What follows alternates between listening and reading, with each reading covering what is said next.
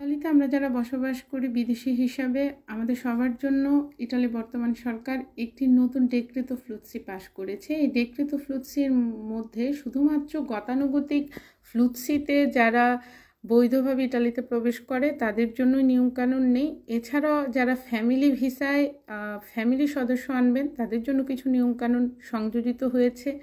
তাছাড়াও যারা প্রোটেকশন ইন্টারন্যাশনালে অথবা অন্য কোনো শর্ট প্রোটেকশন নিচ্ছেন সবার জন্য আইনের কিছু নতুন কঠোরতা আসতে যাচ্ছে।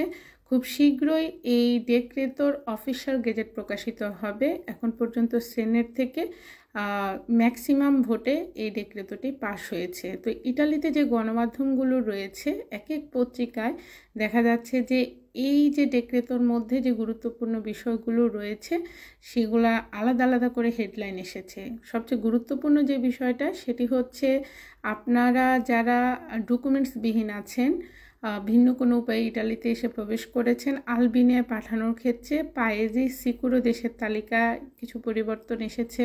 নতুন করে সরকার করেছে এই ডেক্রেতো। এছাড়া ফ্যামিলি ভিসায় আমরা আমাদের ওয়াইফ বা বাচ্চাদেরকে আপনারা যারা আনেন সেক্ষেত্রে কিছুটা আইনে কঠোরতা আসবে। যে বাসায় রাখা হবে সেই বাসা কন্ট্রোল করা হবে আসলে কতজন থাকতে পারে। তার পাশাপাশি যারা বিভিন্ন ধরনের প্রোটেকশান নিয়েছেন তাদের জন্য কনভার্টের যে নিয়মকানুন অথবা সৌজন্য ঋণ নভারের যে বিষয়গুলো সেগুলোর উপরে জোর দেওয়া হচ্ছে। তার পাশাপাশি ফ্লুৎসিতে বিশেষ করে যারা এসে অবৈধ হয়ে গিয়েছেন কোনো কাজের কন্ট্যাক্ট করতে পারেন নাই অথবা মালিক আপনাকে কাজে নেয়নি তাদেরকে কীভাবে পেরমেসো দি সৌজন্য অথবা বৈধ করার আওতাধীন করা যায় এই বিষয়গুলো আমরা ডেক্রেতো ফ্লুৎসিতে দেখেছি। কিন্তু এই নতুন ডেক্রেতোর মধ্যে আরও কিছু প্রয়োগ বা নিয়মকানুনের কথা থাকবে। অফিশিয়াল গেজেট প্রকাশ হলে সেটা জানিয়ে দেওয়ার চেষ্টা করব।